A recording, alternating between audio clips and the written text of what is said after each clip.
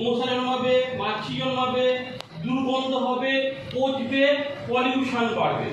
ঠিক আছে, দিনের পর দিন দূষণের মাত্রা বাড়বে আর বিভিন্ন রোগ জীবাণু ছড়িয়ে পড়বে আমাদের মধ্যে।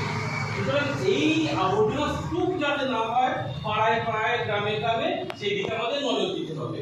এটাকে আমাদের ম্যানেজ করতে হবে। কি করলে এই নোংরা স্তূপ হবে না। ঠিক আছে, এমন কিছু করতে হবে উপায় যেটা করলে এই জিনিসটা, এই ছবিটা আমরা দেখতে পাবো না।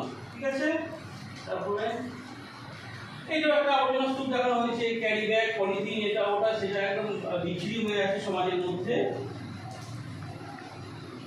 একই জিনিস একদম পুরো পাহাড় হয়ে আছে, হিপ অফ গার্বেজ করে এগুলোকে, আবর্জনার পাহাড়।